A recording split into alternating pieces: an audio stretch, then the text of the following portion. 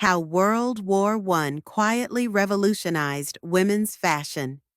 When the guns fell silent and the dust of World War I began to settle, society didn't just return to business as usual. A new spirit had emerged, especially among women.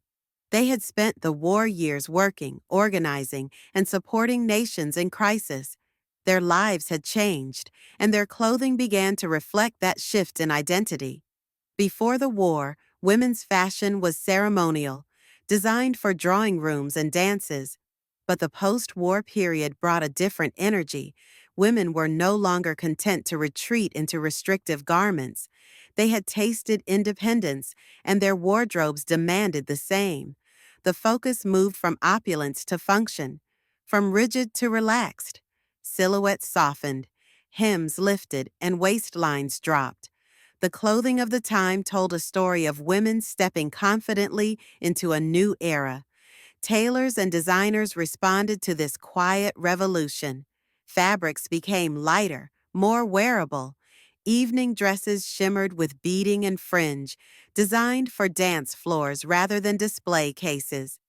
Daywear embraced modern cuts, simple lines, dropped waists, and looser fits. The flapper look would soon dominate the decade, but it was rooted in the choices made in those early post-war years, when women decided they were ready for change. Influences came not only from the battlefield, but also from shifting social landscapes. Women had begun participating in politics, in business, in academia, and they needed wardrobes that matched their roles. The line between men's and women's fashion blurred slightly, with tailored jackets and structured blouses gaining popularity. The post-war period also brought a new approach to beauty and femininity. The ideal woman was now modern, bold, self-assured, and free-moving. In their place came garments that encouraged motion, independence, and self-expression. This wasn't just a moment of style, it was a cultural reset.